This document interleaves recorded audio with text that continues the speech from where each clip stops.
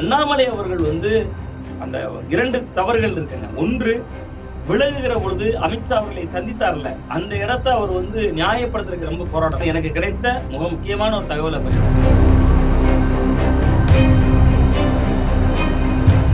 இங்க நீங்க 19 லட்சம் 20 லட்சம் உறுப்பினர்கள் இருக்காங்க நம்புறோம்ல, இவங்க தான் பாஜக உறுப்பினர்கள்.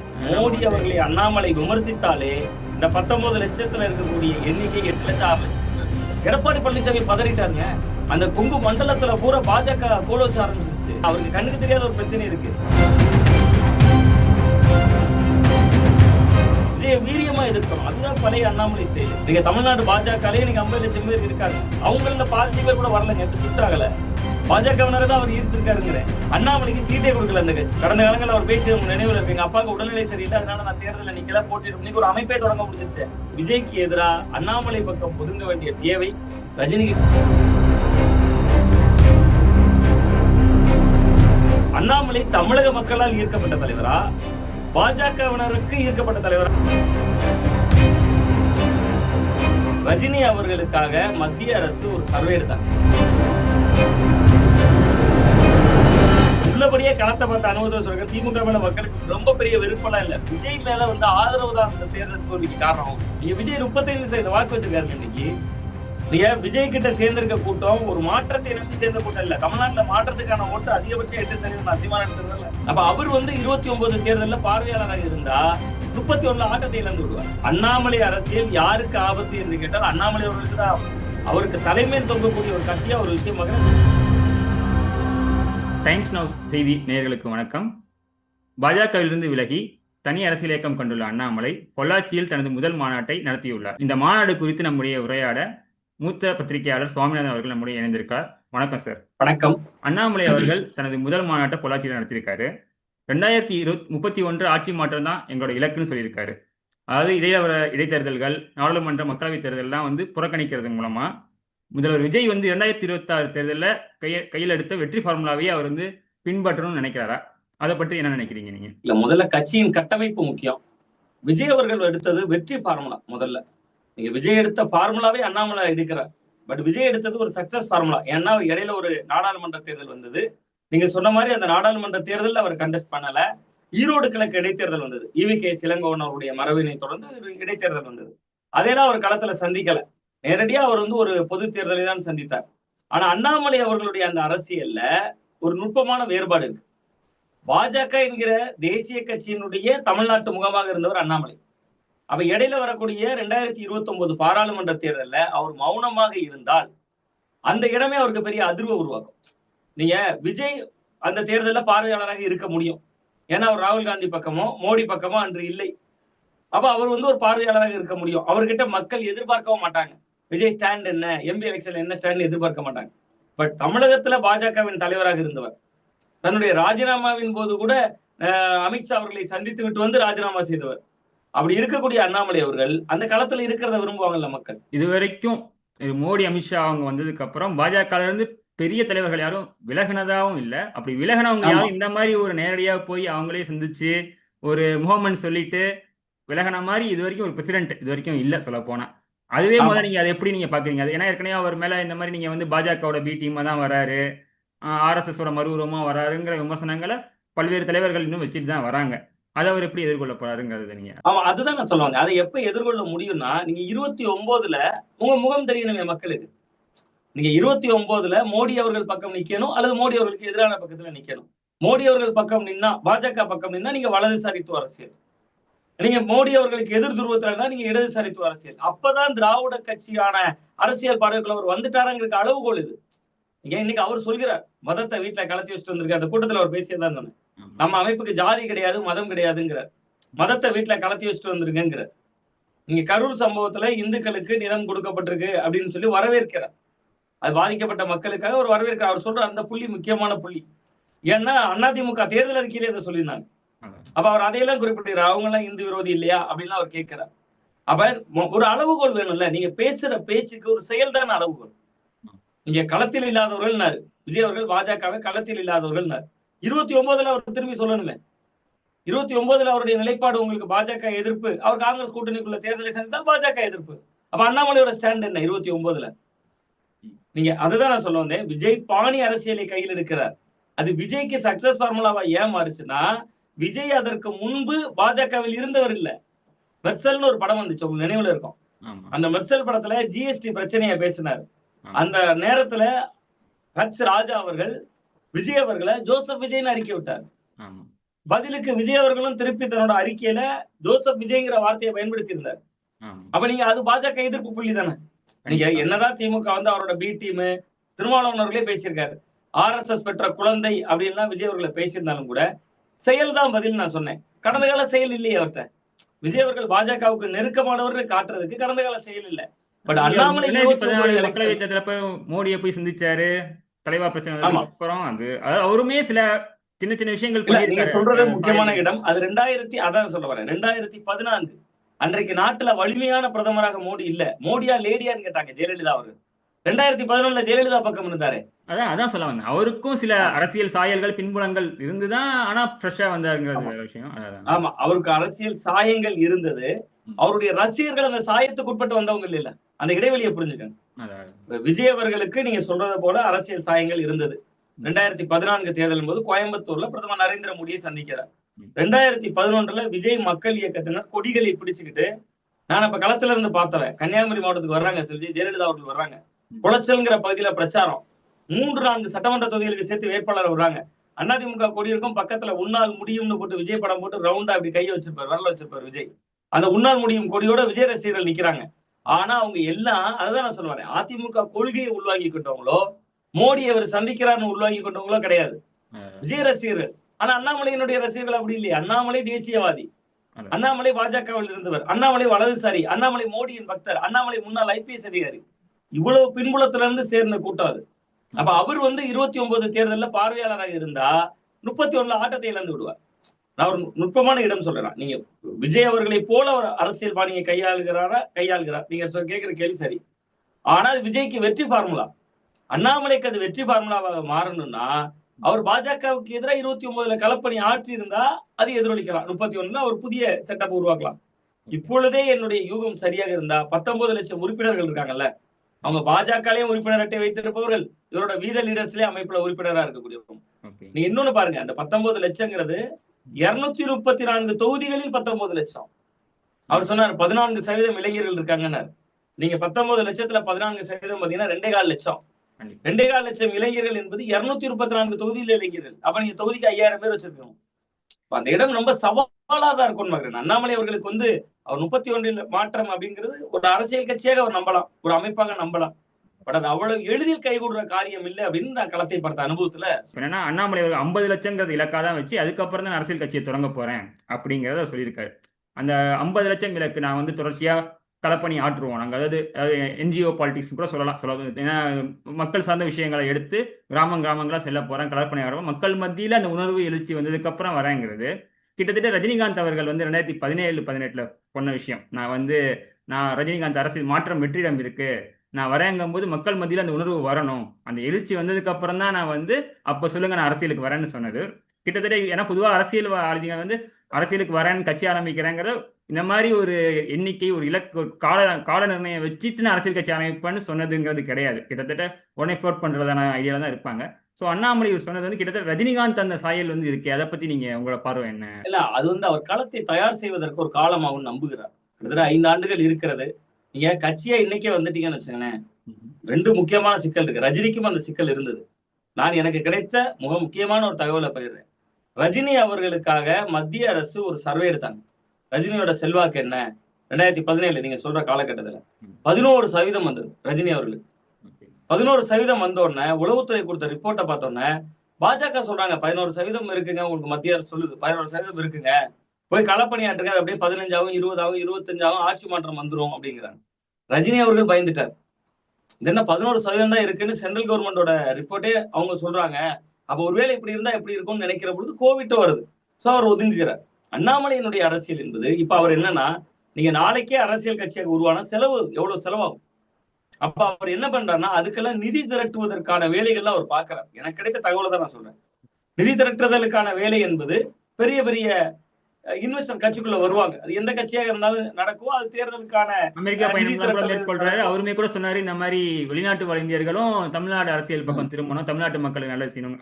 அதுவும் ஒரு கிட்டத்தட்ட ஆமா அது ஆமா ஆமா ஆமா அது அதற்கான வேலைகளை கட்டமைப்பு செய்யறாரு. இன்னொன்னு 50 லட்சம்ங்கிறார்ல. நீங்க 50 லட்சம் பெரிய விஷயம் இல்லைங்க இன்னைக்கு. ஏன்னு சொல்றேன் பாருங்களேன். 19 லட்சம் உறுப்பினர்கள் இருக்காங்க. ஒரு உறுப்பினர் போய் அவரே கூட பல இடங்கள்ல சொன்னதா சொல்றாங்க. ஒரு உறுப்பினர் போய் 3 பேரை சேர்த்தா 60 லட்சம் ஆயிரப்போகுது. ஒரே ஒரு உறுப்பினர் நான் சேர்ந்திருக்கேன்னா, ஒரு உதாரணத்துக்கு சொல்றேன், நான் சேர்ந்திருக்கேன்னா நான் என்னோட பெரியப்பா, சித்தப்பா, மாமா அப்படி ஒரு 3 பேரை சேர்த்துட்டேன்னா அது இன்னைக்கு 60 லட்சம் ஆக போகுது. பட் இங்க பிரச்சனை என்னன்னா அவருக்கு கண்ணுக்கு தெரியாத ஒரு பிரச்சனை இருக்கு. இங்க நீங்க 19 லட்சம் 20 லட்சம் உறுப்பினர்கள் இருக்காங்க நம்புறோம்ல. இவங்கதான் பாஜக உறுப்பினர்கள்ங்கிறேன் நான். இப்ப நான் எனக்கு நானு களத்துல பார்த்த அனுபவத்துல தான் சொல்றேன். செல்போன்ல ஸ்கிரீன் சேவர்ல மோடி இருக்காங்க, வாட்ஸ்அப் ஸ்டேட்டஸ்ல அண்ணாமலை இருக்காங்க. நீங்க எதை எடுத்துக்குவீங்க? அதனால அவர் வந்து 29 தேர்தல் தவிர்க்க விரும்புறாரோ, மோடி அவர்களோட தேர்தலை நம்ம வந்து நிக்க வேணாம். ஆமா நீங்க மோடி அவர்களை அண்ணாமலை விமர்சித்தாலே இந்த 19 லட்சத்துல இருக்கக்கூடிய எண்ணிக்கை 8 லட்சம் 6 லட்சத்துக்கு போயிருங்க. தமிழ்நாட்டு பாஜகவோட உறுப்பினர்களே 50 லட்சம் பேர் இருக்காங்க. நீங்க தமிழ்நாடு பாஜகலே இன்னைக்கு 50 லட்சம் பேர் இருக்காங்க. அவங்கள பாதி பேர் கூட வரலங்க. இப்ப ஷிஃப்ட் ஆகல. பாஜகவினரை தான் அவர் ஈர்த்திருக்காருங்கிறேன். நிர்வாகிகள் எல்லாம் தங்கிட்டாங்க. நீங்க பாத்தீங்கன்னா யாரெல்லாம் பொறுப்பு கிடைக்கலையோ அவர்கள் இந்த பக்கம் போயிட்டாங்க. அது எல்லா கட்சிகளையும் நடக்கிற மாற்றம் தான். அப்ப அண்ணாமலை அவர்கள் வந்து அந்த 2 தவறுகள் இருக்குங்க. ஒன்று, விலகுகிற பொழுது அமித்ஷா அவர்களை சந்தித்தார்ல, அந்த இடத்தை அவர் வந்து நியாயப்படுத்துறதுக்கு ரொம்ப போராடணும். இன்னொன்னு, விஜய் எதிர்க்க மாட்டாரு. விஜய வீரியமா எதிர்க்கணும். அதுதான் பழைய அண்ணாமலை ஸ்டைலு. நீங்க ஆளுங்கட்சி யாரோ அவர்களை கடுமையா விமர்சிக்கிற பொழுதுதான் கவனிக்கப்படுவாங்க. பட் அந்த இடமும் அவர் வந்து கோட்டை விடுகிறார். இல்ல, சில அரசியல் நோக்கர்கள் வந்து அதை என்ன சொல்ல வராங்கன்னா, இப்பல இருந்தே நம்ம எதிர்க்க ஆரம்பிச்சோம்னா அது அவருக்கான தேர்தல் களமே இல்லாத போது மற்ற பிளேயர்ஸ் அதை அறுவடை செஞ்சுக்குவாங்க. அப்படி இருக்கும்போது நாம வந்து நீங்க இன்னொரு விஷயமும் சொன்னீங்க, பல இளைஞர்கள் வாக்குகள் வந்து விஜய் பக்கம் போயிருக்குங்கும் போது நம்ம எடுத்த உடனே அவர் எதிர்க்க ஆரம்பிச்சோம்னா அது அவர் பக்கமே தங்க ஆரம்பிச்சிடும். ஒரு ஆன்டி இன்கம்பன்சி சூழல்கள்லாம் உருவாகி பிற்காலத்துல நம்ம வீரியமா எதிர்க்க வேண்டிய நேரத்துல, அதாவது மட்டமன்ற தேர்தல் தான் அவருடைய இலக்குன்னு வரும்போது அந்த நேரத்துல வந்து அவர் மீட்டிங்லேயே சொல்லியிருப்பாரு, நம்ம வந்து 1 வருஷம் கொடுப்போம், நம்ம சொல்லி மாத்திக்கலன்னா அதுக்கப்புறம் நம்ம சொல்ல வேண்டிய விதத்துல சொல்லுவோம், செய்ய வேண்டியதை செய்வோங்கிறதையும் அவர் சொல்றாருங்கும் போது மோடி 2020 மக்களவைத் தேர்தல் 29 மக்களவைத் தேர்தலை வந்து தவிர்க்கிறதுக்கும் நீங்க சொல்ற மாதிரி பாஜக ஆதரவு உணர்வாளர்கள் வந்து நம்ம பக்கம் இருக்காங்க. தேவையில்லாம அந்த தேர்தலை நம்ம வந்து போட்டியிட்டு நம்ம அதை இது பண்ணிக்க வேணாங்கிறதும் இருக்கும். விஜய் எதிர்க்காம இருக்கிறதுக்கும் இதுவும் ஒரு அரசியல் யுக்தி தானே சொல்ற மாதிரி. கிட்டத்தட்ட வந்து விஜய் மேல ஒரு அதிருப்தி மனநிலை உருவானதுக்கு அப்புறம் அது பீக்ல இருக்கும்போது அதை எதிர்த்து அதை நம்ம அறுவடை பண்ணிக்கலாம். உதாரணத்துக்கு இப்ப விஜயே வந்து திராவிட கட்சிகள் மேல இருக்க அதிருப்தி உணர்வுகள் வந்து இத்தனை வருஷங்களா பில்ட் ஆகி வந்ததுக்கு அப்புறம் அது ஒரு பீக் அப்படிங்கிற மாதிரி விஜயகாந்த்ல இருந்து பல வைகோல இருந்து திரும்ப எத்தனையோ பேர் ட்ரை பண்ணுவாங்க, பாமக ட்ரை பண்ணி அது உருவான ஒரு விஷயத்த ஒரு த்ரெஷோல்டு பாயிண்ட் வந்தபோது அதை அறுவடை பண்ணிக்கிட்டாருங்கும் போது இவரும் அந்த எடுத்தவொடனே நம்ம வந்து விஜய் எதிர்க்க வேணாங்கிற யுக்தியும் விஜய் அணுகுமுறையும் சரி, மோடி அவர்களை பாஜக அணுகுமுறையும் அது ஒரு யுக்தியா தானே அதை பார்க்கலாம் தானே அது சொல்ல வரேன். ஆமா, நிச்சயமா இது யுக்தி தான். இதுல எனக்கு மாற்று கருத்து இல்ல. இன்னைக்கு பிளேயர்ஸ் எவ்வளவு பேரை எதிர்க்க வேண்டியிருக்கு பாருங்க. நீங்க அன்னைக்கு திமுகவுக்கு எதிரி அதிமுகவா பாஜகவா ஒரு குழப்பம் வந்துச்சா இல்லையா தமிழ்நாட்டு அரசியல் சூழல்? அண்ணாமலை அவர்களுடைய காலம் வந்து பாஜகவோட பொற்காலம். நீங்க திமுகவை எதிர்க்கிறதுல எடப்பாடி பழனிசாமி பதறிட்டாருங்க. அந்த கொங்கு மண்டலத்துல பூரா பாஜக கோலோச்ச ஆரம்பிச்சிருச்சு. 2024 8 தொகுதியில டெபாசிட் போயிருச்சு அதிமுகவுக்கு. நீங்க சொல்ற மாதிரி கால அளவை மதிப்பீடு செய்யலாம். நானே கூட குறிப்பிட்டிருக்கேன், நீங்க சொன்ன மாதிரி கடந்த காலங்கள்ல இளைஞர்களை கவனத்துக்குள்ளாக்கணும். அப்ப அண்ணாமலை பேச்சை கவனிக்கவே மாட்டாங்க விஜய் திட்டுனா அப்படின்னு நான் சொல்லியிருக்கேன். எல்லாமே கலை யதார்த்தம் தான். அப்படி செஞ்சா ஆட்டத்தை இழப்பார் அண்ணாமலை அவர். பட் ஆனா இப்ப செய்யற அரசியல் எப்படி இருக்குங்க? மாதத்துக்கு ஒரு முறை ஒரு கூட்டம், சுற்றுச்சூழல் கூட்டம், அடுத்து குழந்தைகள் நலன் கூட்டம், பெண்கள் நலன் கூட்டம். இது எப்படி வந்து ஒரு ஈர்க்கும்? அந்த உரை முழுவதும் ஒரு வலதுசாரியை முதல்ல ஈர்க்குமா? அன்றைய பேச்சுல இருந்த நிதானமாக இருப்போம், பொறுமையாக இருப்போம், ஓராண்டு காத்திருப்போம், புதியவர்கள் வாய்ப்பு கொடுப்போம், நம்ம மெதுவா வருவோம், 50 லட்சம் ஆக்கின பிறகு வருவோம். நீங்க வலதுசாரித்துவ அரசியல் எப்படி தெரியுமா உங்களுக்கு? உணர்ச்சி மிகுந்து வரணும். நீங்க ஒரு உணர்ச்சியில அவங்க வந்து அப்படியே அவர் பின்னால் திரண்ட கூட்டம், அந்த உணர்ச்சியை கொடுத்துக்கிட்டே இருக்கணும். சீமான் கொடுக்கிறாரு பாருங்க, ஒவ்வொரு கூட்டத்திலையும் வெற்றியோ தோல்வியோ சீமான் அதே டோன்ல தானே பேசுறாரு. அப்ப அந்த இடம் வந்து அவருக்கு சறுக்களை தரலாம்னு நான் பாக்குறேன். ஒன்று. இன்னொன்று நான் என்ன சொல்றேன்னா, இதையெல்லாம் விட மிக முக்கியமா வார் ரூம் இருக்கு. கடந்த காலங்களில் வார் ரூம் வச்சு அண்ணாமலை எவ்வளவுலாம் வேலை செய்யறாங்கன்னு நமக்கு தெரியும், எல்லாருக்குமே தெரியும். இப்ப விஜய் அரசியலை இப்ப விமர்சித்தால் நீங்க கேட்கிற மாதிரி அறுவடை வேறு யாராவது செய்து விடுவார்கள். அந்த எண்ணம் சரியானதான். இப்ப நம்ம விதைச்சு வைப்போம், 29ல ஒருத்தர் அறுவடை பண்ணிடுவாரு, 31ல தான் நமக்கு அறுவடை செய்யணும்னா விஜய் கடைசி 2 ஆண்டுகள் தான் உழைச்சார். ஆனா மற்ற எல்லா அரசியல் நடவடிக்கையும் தவிர்த்து விட்டு மக்கள் விஜய பார்த்தாங்க. ஆமா அந்த இடம் தான் நான் சொல்றேன், அந்த வித்தியாசம் சொல்றேன். விஜய் 2 ஆண்டு தான் உழைச்சாரு, மற்ற எல்லாரும் உழைத்துக் கொண்டே இருந்தார்கள். எடப்பாடி பழனிசாமிலாம் 180 190 தொகுதியை பஸ்ல முடிச்சிட்டு வரும்போதே இவர் பயணத்தை தொடங்குறாரு. திருச்சி கிழக்குல இருந்து அப்படியே தொடங்கி வர்றாரு. அப்ப அவர் 50 தொகுதி 60 தொகுதி அப்பயே முடிச்சு விட்டார். சோ அப்ப அப்படி இருக்கும்போது இங்க என்ன சிக்கல்னா, விஜய் அதே நேரத்துல 2 வருஷத்துல ஆக்டிவா பாலிடிக்ஸ் பண்ணுவாரு. ம் அந்த விஜய் கவனிக்கப்படுவாரா, அண்ணாமலை கவனிக்கப்படுவாரா? 1. 2வது, அண்ணாமலையினுடைய வியூகமே பிரஸ் மீட் கொடுத்து பரபரப்பா வச்சிருக்கதான். ஆமா செய்தியாளர்களை சந்திப்பாரு, பரபரப்பா இருக்கும். அப்படியே உடனே எல்லாத்துலயும் செய்தியாகும். அவ்வளவு நடந்தது. அவர் பாஜகவோட மாநில தலைவரா இருக்கும்போது மத்திய அரசினுடைய குரலாக இருந்தார். இனி அந்த போக்கஸ் எந்த அளவுக்கு இருக்குங்கிறது நமக்கு தெரியாது. இன்னொன்று மிக முக்கியமா, விஜய் செய்தியாளர்களே சந்திக்காம முதல்வர் ஆயிட்டாரு. ஆமா அப்ப நீங்க தமிழ்நாட்டுல செய்தியாளர்களை அதிகமா சந்திச்ச சீமானோட இடம் என்ன? 8% இருந்து 4% ஆயிடுச்சு. அண்ணாமலைக்கு சீட்டே கொடுக்கல அந்த கட்சி. ஆமா அவர் கேட்டாரா, கொடுக்கலையா? அப்பாவுக்கு உடல்நிலை சரியில்லைன்னு நீங்க கடந்த காலங்களில் அவர் பேசியது உங்க நினைவுல இருக்கு. எங்க அப்பாவுக்கு உடல்நிலை சரியில்லை, அதனால நான் தேர்தலில் நிக்கல, போட்டியிடும். இன்னைக்கு ஒரு அமைப்பே தொடங்க முடிஞ்சிருச்சு. அப்பா உடல்நிலை ஆனா சரியாயிருச்சா? அதுக்கப்புறம் வெளில வந்ததுக்கு அப்புறம் அவர் சொன்னாரு, நான் டிசம்பர் காலகட்டத்திலேயே விலகிறதுக்கான மைண்ட் செட்ல வந்துட்டேன். இதுதான் கட்சி வந்து ஆமா, நீங்க பணிகளை முடிச்சு கொடுத்துருப்போம். அது பின்னாடி அதுக்கப்புறம் அவர் அது சம்பந்தமான விளக்கங்கள்லாம் அவர் சொல்லிட்டாரு சொல்ல போனா. அப்ப ஆமா, வந்து ஆமா, கிட்டத்தட்ட ஒரு ஆமா, 5-6 மாசத்துக்கு முன்னாடி தேர்தல் 5-6 மாசத்துக்கு முன்னாடி நம்ம வந்து தனி அமைப்பு உருவாக்கணுங்கிறத அவரோட அபிஷியல் ஸ்டாண்டா அவர் சொன்னதுங்கிறது அதுதான் இப்போதைக்கு சொல்லப்பட்டது. ஆமா, ஆமா. இல்ல நான் சொல்ல வரேன். அவருடைய கருத்துக்கள்ல இருந்து பின்வாங்கி இருக்காருன்னு சொல்ல வரேன். ஆமா சோ அதனால அவரே பொறுமையாக இருக்க மாட்டாருங்க. நீங்க 1 வருடம்லாம் காத்திருக்க மாட்டாரு. என் யூகம் சரியாக இருந்தா ஒரு 6-7 மாதங்கள்ல மெல்ல விமர்சிக்க தொடங்குவார். இப்ப அவர் கட்டமைப்பை உறுதிப்படுத்த விரும்புகிறார். என் களத்தை தயார் செய்ய நான் வரேன் அப்படின்னு சொல்லுவது தலைமைத்துவத்துல சறுக்கல்ங்கிறேன். எல்லாரும் வாங்க கட்டமைப்பை உறுதிப்படுத்துவோம்னு தலைவன் கீழே இறங்கணும். தலைவன் போய் ஆர்ப்பாட்டம் பண்ணணும், போராட்டம் பண்ணணும். அப்பதான் கட்டமைப்பு உருவாகுங்கிறேன். அவர் வந்து இந்த இருபெரும் கட்சிகளோட பைபோலர் பாலிடிக்ஸை உடைச்சிட்டு புது பிளேயருக்கான ஸ்கோப்புங்கிறது விஜய் மாதிரி ஒரு நபர் வரும்போது நமக்கே ஒரு ஆப்பர்ச்சுனிட்டி வரும் அப்படின்னு தான் அவரோட நடவடிக்கைகள் இருந்தது சொல்லப்போம். ஏன்னா அவர் விஜயை விட கிட்டத்தட்ட 10 வயசு கம்மியான இருக்கிறதே இளம் தலைவராக இருக்காருங்கும் போது அவர் லாங் மேரத்தான் ரன் பண்ணுங்கிறது தான் அவரோட எண்ணமா இருக்கும். அப்படி இருக்கும்போது இது பண்ணாரு. ஸோ இது வரைக்கும் அவர் கையாள ஒரு தேசிய கட்சியோட ஒரு மாநில தலைவராக இருக்கும்போது அவருக்கான ஸ்பேஸ்ல தான் அவர் பண்ண முடிஞ்சது. இப்போ தனி அரசியல் கட்சி தனி இயக்கம் எடுத்ததுக்கு அப்புறம் இதுக்கப்புறம் அவர் அதை எப்படி கேரி ஃபார்வர்ட் பண்ணி கொண்டு போவார், தன்னுடைய ஆம்பிஷனை வந்து அவர் நிறைவேற்றுவதற்கு எப்படி கொண்டு போவாருங்கிறத நீங்க எதிர்பார்க்குறீங்க சொல்ல போனா? இல்ல பார்த்து அடி எடுத்து வைக்கிறார். அதனாலதான் ஓராண்டு காலம் பொறுமையாக இருப்போங்கிறார். இந்த ஓராண்டு காலத்துல 50 லட்சம் உறுப்பினர்கள் அப்படிங்கிற இலக்கை கொடுத்திருக்கிறார். திருச்செந்தூர்ல அடுத்து இந்த மாதமே இன்னொரு கூட்டம் ஏற்பாடு செய்திருக்காங்க. மது ஒழிப்பு, அதுக்கடுத்து பெண்கள் நலன், குழந்தைகள் நலன், இப்படி போகிற போது ஒவ்வொரு மாவட்டத்துக்குள்ளேயும் பயணம் பண்றாரு. அந்த மாவட்டத்துல அவருக்கு யார் தலைகர்த்தர்கள்ங்கிறத உருவாக்குறாரு, அதெல்லாம் பில்ட் பண்றாரு. நீங்க அந்த பொள்ளாச்சியில அவர் கூட்டம் நடத்தினா பொள்ளாச்சியில யாரு இருக்கா? வசந்தபாலன் சொன்னாங்க அன்னைக்கு நண்பர்கள் கூட. பேர் வசந்தராஜனா, பேர் சரியா சொன்னோன்னு அது மாதிரி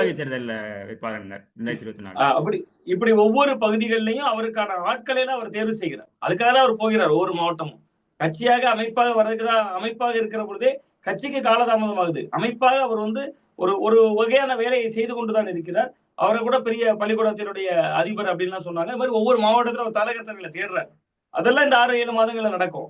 பட் எனக்கு என்னுடைய யூகம் சரியாக இருந்தா அண்ணாமலையினுடைய பரபரப்பு பிரஸ் மீட்டுகள், பரபரப்பான பேச்சுகள், ஹைலைட்டான தட்டாலடியான அந்த திமுக ஃபைல்ஸ் வெளியிட்டது, அந்த மாதிரி அவர் அரசியல் பண்ணார்னா திமுக அண்ணா திமுகவை ஒரு வகையில கதிகலங்க வைக்கலாம். அது எந்த அளவு வெற்றியை தரும்? நீங்க விஜய் 35% வாக்கு வச்சிருக்காருங்க இன்னைக்கு. நீங்க விஜய் கிட்ட சேர்ந்திருக்க கூட்டம் ஒரு மாற்றத்தை நம்பி சேர்ந்த கூட்டம் இல்ல. தமிழ்நாட்டுல மாற்றத்துக்கான ஓட்டு அதிகபட்சம் 8% அசீமான் எடுத்திருந்தல.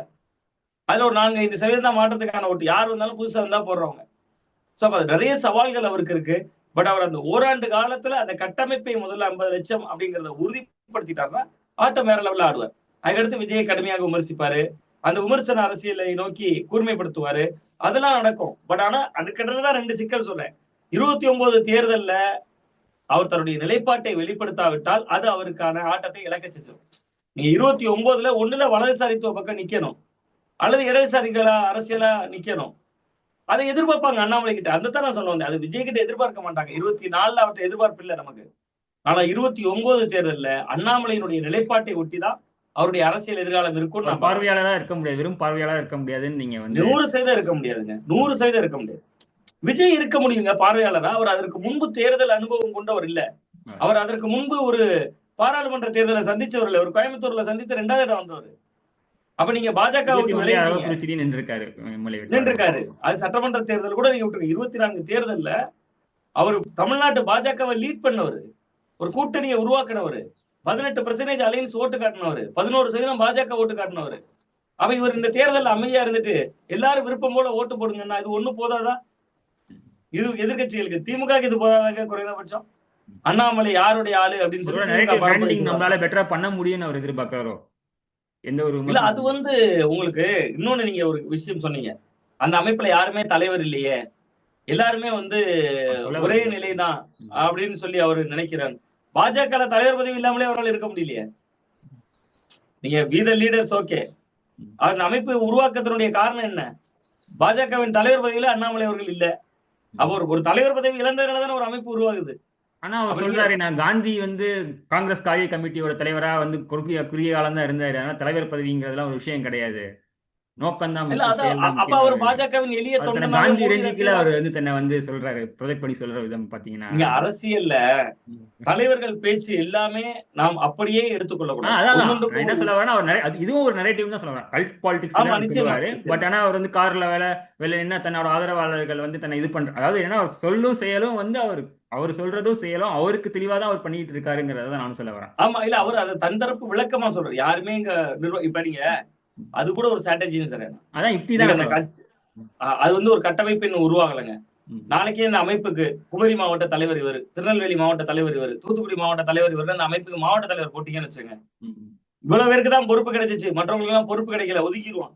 இப்ப யாருக்கு பொறுப்பு கிடைக்கும்னு தெரியாது, எல்லாரும் வேலை பார்ப்பாங்க. இதுதான் உத்திங்கிறேன் நான். இப்ப நானே மேல இருக்க மாட்டேன், நான் கீழே தாங்க இருக்கிறேன், அந்த நேரத்துல மேலே வந்துக்கிறேங்கிறது இதுதான் உத்தி.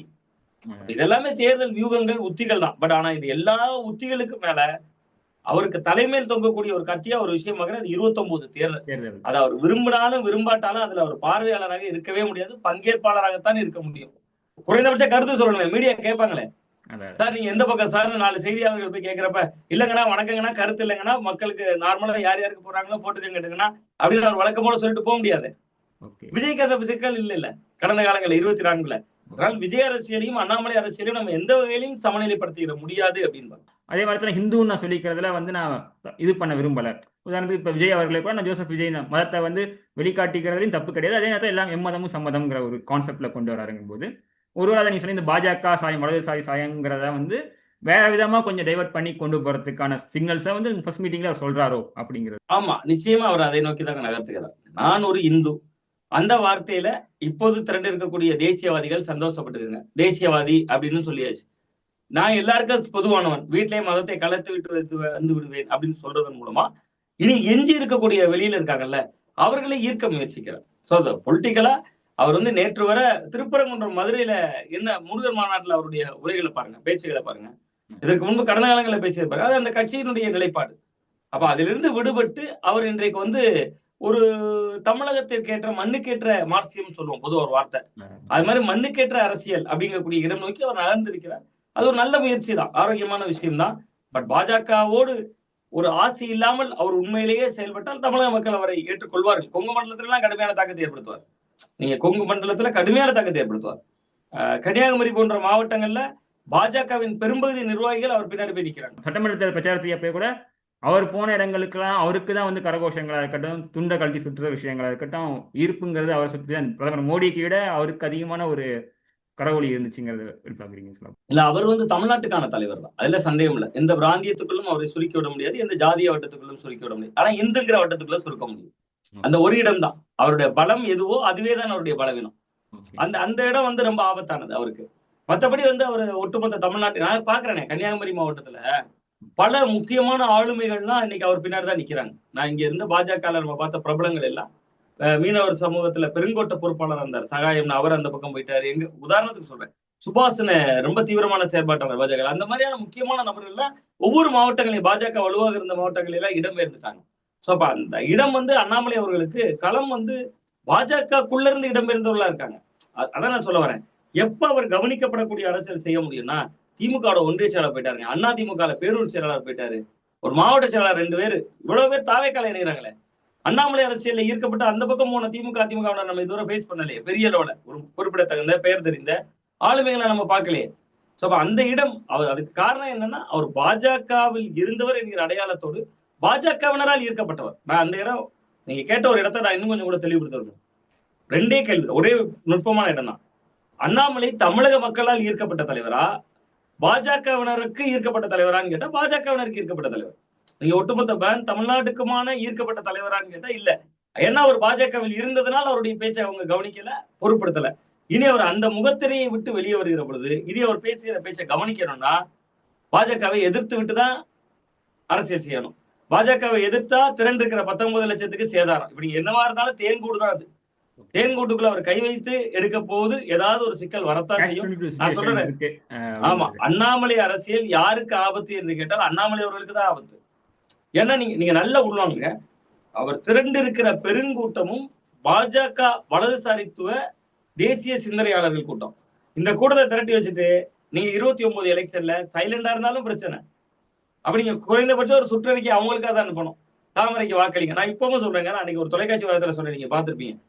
செல்போன்ல ஸ்கிரீன் சேவரா மோடி வச்சிருக்காங்க, வாட்ஸ்அப் ஸ்டேட்டஸ்ல அண்ணாமலை வச்சிருக்காங்க. சரி, 31ல தாமரை சின்னம் 3வது லோகோவா இருக்கும், 6வது லோகோவா அண்ணாமலைக்கு ஒதுக்கப்படக்கூடிய சின்னம் இருக்கும். 3 6 மனசு அளவாயதுன்னு என்ன நிச்சயம்? அப்ப நீங்க தயார்படுத்தணும். முதல்ல அவங்க தாமரையோட இணைந்து பயணிக்க போறாங்களா, இல்லாம பயணிக்க போறாங்களா? அப்ப பல விஷயங்கள், சவால்கள் அவருக்கு இருக்கு. அவர் விஜய் எதிர்க்கலாம். நீங்க இன்னொன்னு கூட கேட்டீங்க, அவருடைய எதிர்ப்புல விஜய் அறுவடை செய்துட்டாரு திமுக எதிர்ப்புல. உள்ளபடியே களத்தை பார்த்த அனுபவத்தை சொல்றேன், திமுக மேல மக்களுக்கு ரொம்ப பெரிய வெறுப்பெல்லாம் இல்ல. விஜய் மேல ஆதரவு தான் இந்த தேர்தல் தோல்விக்கு காரணம். அவங்களுக்கு அவங்க களத்தை கவனிக்க தவறிட்டாங்க, சம்பந்தமே இல்லாம பாஜக எதிர்த்துக்கிட்டே இருந்தாங்க. குமரி மாவட்டத்துல பாஜக 5 தொகுதியில போட்டிடுச்சுங்க, தாமரை சின்னம் 5லயுமே 3வது இடம் வந்துருச்சு. ட்ரெடிஷனல் ஓட் பேங்க் உள்ள ஒரே மாவட்டம் இதுதான், அங்கேயே 3வது இடம் போயிருச்சு. அது விஜய் அலை வீசியது. சோ அந்த அடிப்படையில் அண்ணாமலை அவர்களுக்கு நிறைய சவால்கள் காத்திருக்கு அப்படின்னு தான் பாக்குறேன். விஜயோட அரசியல் வருகையை ஓரளவு கணிச்சு ஒரு பெரிய தாக்கத்தை ஏற்படுத்துவாருன்னு நீங்க சொன்னீங்க. அதுக்கு நீங்க ஒரு சில மெட்ரிக்ஸ் பேராமீட்டர்ஸ் எடுத்து தான் கணிச்சிருக்கீங்க. ஒரு சில பேர் தான் அதை கணிச்சு சொன்ன நபர்கள் இருக்கும்போது அண்ணாமலையோட அரசியல் நகர்வுகளை நீங்க எப்படி இது பண்ணலாங்கிற மாதிரி நீங்க பாக்குறீங்க. அது எப்படி நீங்க அதை எடை போட போறீங்கிறத நீங்க சொல்றீங்க. விஜய் அரசியல் தமிழ்நாட்டினுடைய பேசுபொருளா இருந்துச்சு. குடும்பங்கள்ல பேச ஆரம்பிச்சாங்க. சின்ன பிள்ளைங்க, வீட்டுல இருக்கக்கூடிய பிள்ளைங்க. என் பையன் 5ஆம் கிளாஸ் படிக்கிற பையன், நான் தான் தமிழ்நாட்டுல முதல்ல சொன்னேங்க. 5ஆம் கிளாஸ் படிச்சுட்டு இருக்கிற என் பையன் ஒரு நாள் வீட்டுல உட்கார்ந்து இருக்கும் போது என் பொண்ணு 2-2.5 வயசு ஆகுது. 2 பேரும் சேர்ந்து டான்ஸ் ஆடிட்டு இருந்தாங்க. இதை நான் ஒரு ஃபயர் மீடியால சொன்னேன். நான் பேரை சொல்ல தப்புல நினைக்கிறேன். ஃபயர் மீடியால கூட நான் குறிப்பிட்டேன். அடுத்த நாள் அந்த விஜயை எடுத்து பேசியிருந்தாரு இன்னொரு கூட்டத்துல. அவன் விளையாடிட்டு இருந்தான். நான் என்னவோ பாட்டுக்கு ஆடுறானே என்னன்னு சொல்லி பக்கத்துல கூப்பிட்டு என்ன பாட்டு பாடிட்டு இருக்கான்னு கவனிக்கிறான்னு கேட்கிறேன். அன்னைக்கு அவன் ஆடிட்டு இருக்கான், ஓம் சக்தி பராசக்தி திமுக ஒரு தீய சக்தின்னு ஆடிட்டு இருந்தான். அப்ப நான் இதை போய் நான் அந்த சேனல்ல சொன்னேன். அது அடுத்த வாரம் விஜயே சொன்னார். அவர் சனிக்கிழமை வெளியே வருகிற பொழுது ஓம் சக்தி பராசக்தி திமுக ஒரு தீய சக்தின்னு சின்ன குழந்தைகள் எல்லாம் பேச ஆரம்பிச்சிட்டாங்க. களத்தை இப்படி நான் கணிச்சேன். ஒரு சாதாரணமா எங்க வீட்டுக்குள்ள ஏன் திமுக ஒரு தீய சக்தின்னு ஒரு 5ஆம் கிளாஸ் பையன் பாட்டு பிடிக்கணும். பட் அதுதான் உங்களுக்கு 35% மாறுங்கிறேன். வயசு வித்தியாசம் கிடையாது. இவங்க ஓட்டர்ஸ் இல்ல, இவங்க இந்த தாக்கத்தை ஏற்படுத்துவாங்க, அந்த தாக்கத்தை ஏற்படுத்துவாங்க. இன்னைக்கு சொல்றாங்க தேர்தல் முடிவுக்கு அப்புறம் பிள்ளைங்க இன்ஃபுளுசரா மாறிட்டாங்க. இதை நான் 6 மாத 7 மாதங்களுக்கு முன்னாடி எல்லா தொலைக்காட்சிகளையும் சொன்னேன். திமுகவினர் கவனிக்கணும்னு சொன்னேன். அதிமுக களத்துல இல்லாத சூழலை ஏற்படுத்துறாருன்னு. அப்ப அதே போட்டுதான் சொல்றேன். அண்ணாமலை அவர்கள் இப்ப அவருக்கு இருக்கக்கூடிய சவால்கள்ல முக்கியமானது நீங்க கேட்டீங்க, அண்ணாமலையுடைய எதிர்காலம் என்னன்னா பெரும் தாக்கத்தை ஏற்படுத்த முடியும். 29ல அவர் எடுக்கக்கூடிய நிலைப்பாடுதான் அதுக்கு அச்சாரம். ஒன்றில் வலதுசாரித்துவ அரசியல் அவரை பண்ணா கூட தப்பலாம். நீங்க பாஜகவை எதிர்த்தாதான் காலம். ஏன் 18% எப்படி போட்டாங்க? ஒரு அணியா 18% எப்படி போட்டாங்க? இப்ப நீங்க பலமுனை போட்டி, இந்த பலமுனை போட்டி அடுத்தது தேர்தலையும் திமுக அணி, அதிமுக அணி, நாம் தமிழர் ஒரு அணி, விஜய் அவர்கள் ஒரு அணினா இவர்கள் வலதுசாரித்துவ அணின்னு ஒண்ணு உருவாக்கினா கூட சில தொகுதிகள் ஜெயிக்க முடியும். ஆனா இவர் வலதுசாரியா இடதுசாரியா சராசரியான்னு இவர் குழப்புகிற குழப்புல ஒரு தெளிவற்ற சூழல் உருவாயிரும். அவர் அதுல எடுக்கக்கூடிய நிலைப்பாடை பொறுத்துதான் அவருடைய எதிர்காலத்தை யூகிக்க முடியும் அப்படின்னு தான். விஜய மற்ற பெயர்கள் கையாண்ட விதம், திமுக நாம் தமிழர்கள் மற்ற கட்சிங்க கையாண்ட விதம்ங்கிறது நீங்க சொன்ன கணிக்க தவறிட்டாங்கிறது ஒரு முக்கியமான ஒரு விஷயம். நீங்க சொன்னீங்க விஜயகாந்த் வந்தபோது இருக்கட்டும், அப்ப கலைஞர் கருணாநிதியா இருக்கட்டும், அவங்க ஜெயலலிதா அவங்களா இருக்கட்டும், அவங்க எல்லாருமே ரொம்ப நுட்பமா கணிச்சு பெரும்பாலும் அடுத்த பிளேயருக்கான ஸ்பேஸுங்கிறதே வரக்கூடாதுங்கிறத ரொம்ப தெளிவா இருந்து அரசியல் பண்ணாங்க அவங்க சொல்ல போனா. ஆனா விஜயை தவறா கையாண்டுட்டாங்க. இப்ப அண்ணாமலை மற்ற பிளேயர்கள் எப்படி கையாள போறாங்க, அதை நீங்க எப்படி அதை பத்தி அவங்க எப்படி வெயிட் அண்ட் வாட்ச் பண்ணுவாங்களா, இல்ல எப்படி அவங்க இது பண்ண போறாங்கிறது? இல்ல, அண்ணாமலையை குறைத்து மதிப்பிட மாட்டாங்க. விஜய் அவர்களை கணித்தது போன்று கணிக்க மாட்டாங்க. அண்ணாமலை அவர்கள் ஏன்னா அவர் ஒரு அகில இந்திய கட்சியில மாநில தலைவராக இருந்தவர் என்கிற முறை. இன்னொன்று, அவர் தன்னை நிரூபித்தவர். நீங்க அவர் அரவக்குறிச்சியில் போட்டியிட்டு தோல்வியடைந்திருந்தாலும், கோவையில 2வது இடம் வந்திருந்தாலும் தன்னை நிரூபித்த தலைவர். அரசியல் வழிமுறைகள் தெரியும், வார் ரூமை மிகச்சிறப்பான முறையில் கையாளுவாரு. செய்தியாளர்கள்ட்ட ரொம்ப நுணுக்கமான தகவல்களை பேசக்கூடியவர், திமுகவோட ஊழல் ஃபைல்ஸை வெளியிட்டவர். ஸோ அப்ப அவரை பொறுத்த வரைக்கும் இவங்க வந்து ரொம்ப எளிதா கடந்து போய்விட மாட்டாங்க. அதிமுகவுக்கு ரொம்ப கதிகலங்கும். ஏன்னா அவரும் எடப்பாடி பழனிசாமி அவர்களும் ஒரே சமூகத்தை சேர்ந்தவங்க, ஒரே மண்டலத்தை சேர்ந்தவங்க. அப்ப அங்க யாரு பெரியவர் அப்படிங்கக்கூடிய சிக்கல் இனிமேல் மீண்டும் எழலாம். அந்த பகுதிகளில் பிராந்தியங்கள்ல யார் கட்டுப்பாட்டுல வைத்திருக்கிறது அப்படிங்கிற ஒரு சிக்கல் எழலாம். திமுகவுக்கும் அது ஒரு நெருக்கடியான இடமாகத்தான் மாறும். ஏன்னா அண்ணாமலை வந்து எல்லாரையும் விமர்சிப்பார். அப்ப இவர்கள் ஏற்கனவே விஜய் விமர்சிக்க வேண்டிய இடத்துல திமுக இருக்காங்க. குறுக்கு ஒரு எடுக்கமா அண்ணாமலை அவர்களும் விமர்சிச்சுட்டு இருப்பாரு. அதனால அவரே ரொம்ப அண்டர் எஸ்டிமேட்லாம் பண்ண மாட்டாங்கன்னு நான் நினைக்கிறேன். அண்ணாமலை அவர்களை தொடக்கத்துல இருந்தே ரொம்ப உன்னிப்பாக தான் கவனிப்பாங்க அப்படின்னு தான் நான் பாக்குறேன். உடனுக்குடன் அவருக்கு களமாடுவாங்க, பதில் சொல்லுவாங்க. பட் அண்ணாமலை அவர்கள் புதிதாக ஒரு அமைப்பு, அந்த அமைப்புக்கு எல்லா மாவட்டத்திலும் தலைகர்த்தர்களை சேர்ப்பது, அவர்களுக்குள்ள கோஷ்டி அரசு இல்லாமல் கொண்டு போறது, அப்படி பல சிக்கல்கள் அவருக்கு இருக்கு. சோ அப்ப அவரு அதை சிறப்பா அதுதான் அடுத்த கையாளுவார் கேள்வி. அண்ணாமலை. இறுதியா என்னன்னா, நீங்க சொன்னீங்க விஜய்க்கு அவர் ஒற்றை முகம், ஒற்றை பிம்பத்துக்கு 234 தொகுதியிலையும் வாக்களிக்கிறதுக்கான இது இருக்கு. அண்ணாமலைக்கு அப்படிப்பட்ட இது இருக்காது. நீங்க சொன்ன 2ஆம் கட்ட தலைவர்களா இருக்கட்டும், நிர்வாகிகளா இருக்கட்டும் தேவைப்படுவாங்கங்கும் போது அதை எப்படி அவர் கட்டமைப்பாரு? அடுத்து ரஜினிகாந்த் அந்த மாதிரி சில பிரபலங்களோட ஆதரவுகள்லாம் அவர் எதிர்நோக்கி இருப்பாரா? அதாவது நமக்கு இன்னும் பூஸ்டப் பண்ணுங்கிற மாதிரி இருக்குமா? அந்த மாதிரி விஷயங்கள் வந்து ரஜினிகாந்த் வந்து அவருக்கு எந்த வகையிலும் உதவ மாட்டார். அதுக்கு ஒரு உதாரணம் மட்டும் நான் சொல்லிடுறேன். ராகவா லாரன்ஸ் அவர்கள் கட்சி ரொம்ப ஆக்டிவா சோசியல் மீடியால வீடியோ எல்லாம் போட்டு இருந்த நேரத்துல ரஜினிகாந்த் மன்றத்துல இருந்து ஒரு அறிக்கை வந்தது. ரஜினிகாந்த் அவர்களுடைய பெயரை யாரும் பயன்படுத்தக்கூடாதுன்னு இருந்தார். அதற்கு ஒரு 4-5 நாட்களுக்கு முன்னாடி தான் அண்ணாமலை பிரஸ் மீட்ல ஒரு விஷயம் குறிப்பிட்டார். நான் பாஜகல இருந்தும் அழைப்பு வந்துச்சு, ரஜினி அவர்களும் என்னை அழைத்தாங்க அப்படின்னு சொல்லியிருந்தார். அப்ப ரஜினி அவர்களுக்கு ஏற்கனவே விஜய் எதிரியாக இல்லாவிட்டாலும் கூட சமூக வலைதளங்கள்ல விஜய்க்கு ரஜினிக்கும் சண்டை இருப்பது போன்று கட்டமைக்கிறாங்க.